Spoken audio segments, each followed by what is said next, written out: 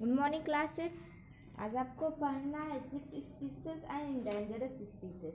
सबसे पहले extinct species, the species which no longer exist anywhere on the earth का extinct species.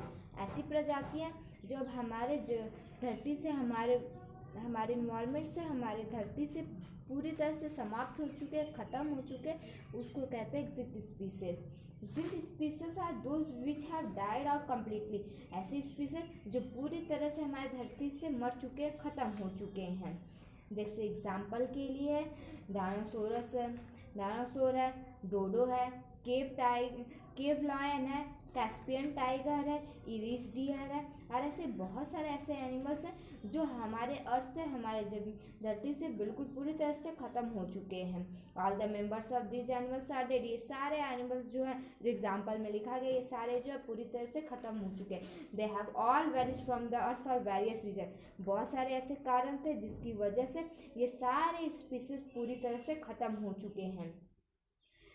Next है endangered species. The species which are facing the risk of extinction are का endangered species. ऐसे species जो ख़त्म होने के कगार पे हैं, जो अभी ख़त्म नहीं हुए हैं लेकिन वो ख़त्म होने की कगार पे है, ऐसी स्पीसीज को हम कहते हैं endangered species. Endangered species are animals and plant which on the verge of vanish from the earth. They are the animals and the plants that exist in small number on the earth, and if we do not take quick action to save them, they may be lost forever. Endangered species में ऐसे plant और जानवर आते हैं, पौधे और जानवर आते हैं जो कि ख़त्म होने के कगार पे, अगर इनके देखभाल के लिए अगर जल्दी से कोई कदम नहीं उठाया गया तो एक दिन ऐसा आएगा कि ये भी एक्सिंक्ट स्पीसीज में ही शामिल हो जाएंगे, ये भी पूरी तरह से हमारे धरती से ख़त्म हो जाएंगे। The wild animals whose numbers are diminishing to such a low level that they might face extinction soon are known as endangered animals.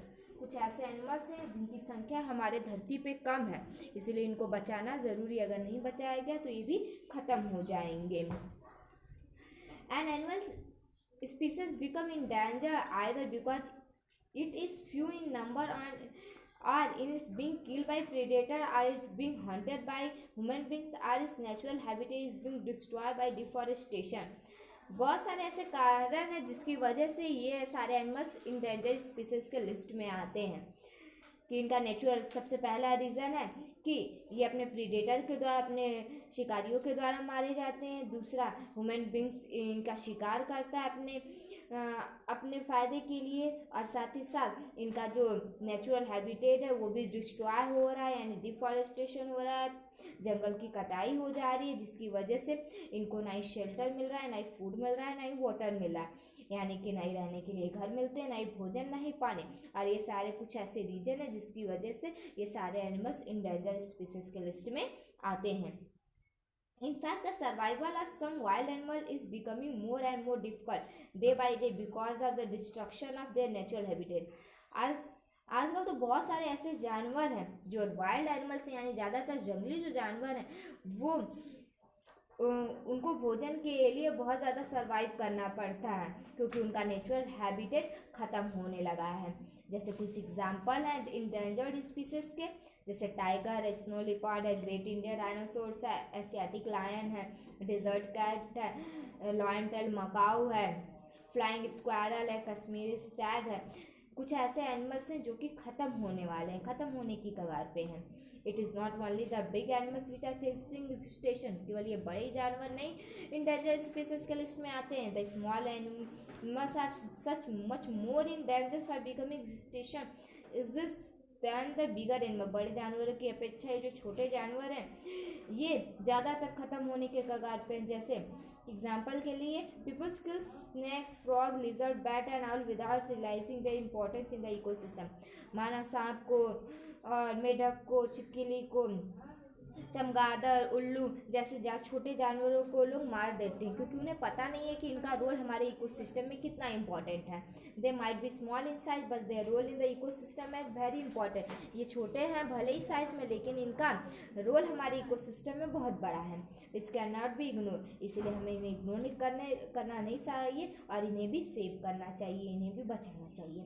The small animals form part of food chain and food web, ये हमारे food chain और food web का ही एक part होते हैं, एक हिस्सा होते हैं।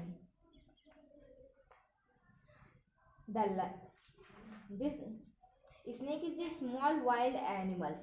The skin of snake is in great demand for making fancy leather goods. So the skin sells at a high price in the market. Now to make some easy money, some greedy people kill the snake in large number to obtain the skin. This large scale killing of snake disturb the food chain in which snake occur and create an imbalance in nature. जैसे example के लिए कि आज लोग सांप जैसे छोटे जानवरों को लोग मार देते हैं क्योंकि सांप की स्किन की चमड़े के लेदर के सामान बनते हैं, तो लोग कम मेहनत में ज़्यादा पैसे कमाने के लालच में लोग सांप को मार के और ज़्यादा से ज़्यादा पैसा कमाते हैं। उन्हें नहीं पता है कि इनकी वजह से हमारा जो फूड चेन है हमारे नेचर में इम्बैलेंसिंग हो सकती है।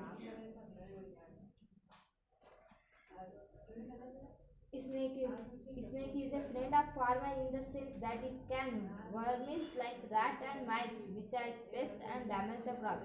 स्नेक भी एक तरह से फार्मर के फ्रेंड ही कहलाते हैं क्योंकि ये रैट और माइस जैसे जानवरों को खा के क्रॉप्स को बचाते हैं। Now when the snake are killed in large number to obtain the skin, the population of snake is reduced greatly due to lesser number of predator snake. The population of pest like rat and mice in the field crops will increase it. The increased number of rat and mice in the field damage the standing crops leading to loss in the production of food grain. अब हमें सांप को बचाना इसलिए भी ज़रूरी है क्योंकि सांप जो है ये किसानों के दोस्त कहलाते हैं। ये रैट और माइस जैसे जानवरों के प्रीडेटर होते हैं, शिकारी होते हैं। ये इन्हें खा के इनके नंबर्स को बैलेंस किए रहते हैं। अगर सांप कम हो जाएंगे तो चूहे जैसे जानवरों और जो बाकी और पेस्ट है उनकी संख्या बढ़ने लगेगी, जो हमारे अनाज को पूरी तरह से ख़त्म कर देंगे और हमारा जो इकोसिस्टम है, हमारा जो फूड चेन है या फूड वेब है, वो भी इम्बैलेंस हो जाएगा। 4 क्वेश्चन आपको होमवर्क के लिए दिए गए हैं, इसको अपनी नोटबुक पे लिखिएगा और याद करिएगा।